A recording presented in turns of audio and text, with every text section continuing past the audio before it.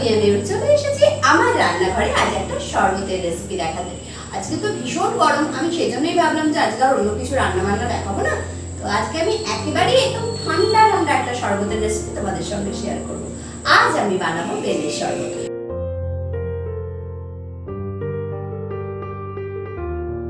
যে কোনো উপোসের দিনে যখন আমরা কোনো কাল পার্বণ করি তখন তো সারাদিন উপোস থাকতে হয়, কিন্তু শরবত একটু এত খাওয়াই যায়, তো তখন এই ঠান্ডা ঠান্ডা শরবতটা খেতে ভীষণই ভালো লাগে এবং গরমের দিনে এই শরবতের মানে জুড়ি মেলা হয়।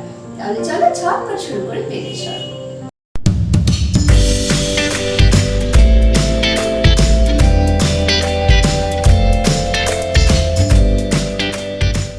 বেলের শরবত বানানোর জন্য মধ্যনায়িকা তো বেলই লাগবে। দেখো এখানে আমি একটা বেল নিয়েছি, বেলটা ফাটিয়ে এই শাঁসটা আগে বার করে নিতে হবে। তাহলে চলো শাঁসটা বার করে নিয়ে আসি।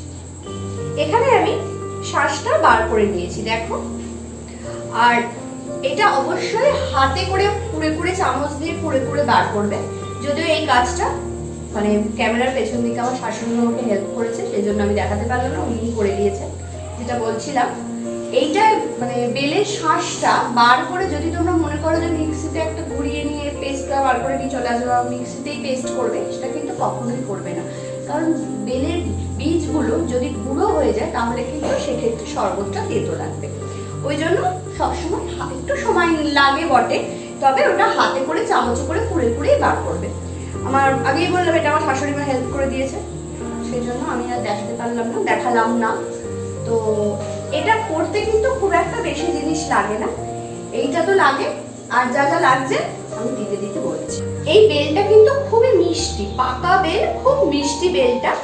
তাও আমি একটু শরবত মিষ্টি মিষ্টি পছন্দ করি বলে একটু চিনি দিচ্ছি। তোমাদের মানে তোমরা যে বেলটা আনবে সেটা যদি খুব মিষ্টি হয়, যদি কেউ বেশি মিষ্টি পছন্দ না করো তাহলে আর আলাদা করে চিনি দেওয়ার একেবারেই প্রয়োজন নেই। আমি এখানে একটু সামান্য চিনি দিয়ে দেবো কটা পাতি দেবো স্লাইস। এবার খুব ভালো করে মিশিয়ে দেবো।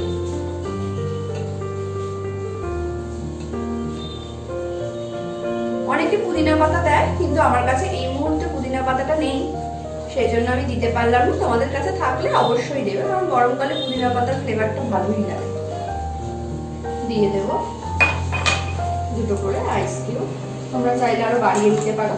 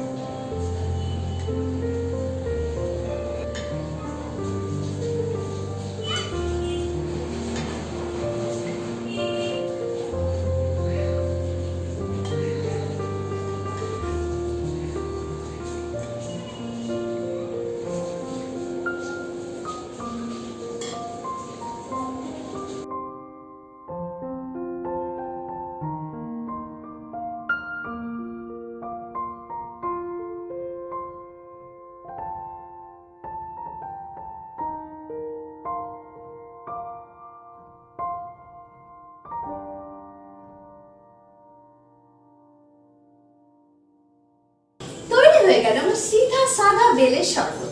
কি রেসিপিটা ভালো তো? এটা বানানো তো একেবারেই কোনো ঝামেলা নেই, তাহলে ঝটপট বাড়িতে বানিয়ে ফেলো এবং আমাকে অবশ্যই কমেন্টের মাধ্যমে জানিয়ে যে কেমন হয়েছে। আজকের মতো এই পর্যন্ত, কালকে আবার হাজির হয়ে যাবো আমার একটা পছন্দের রেসিপি তোমাদের সঙ্গে শেয়ার করবো বলে। ভালো থেকো, সুস্থ থেকো, ধন্যবাদ।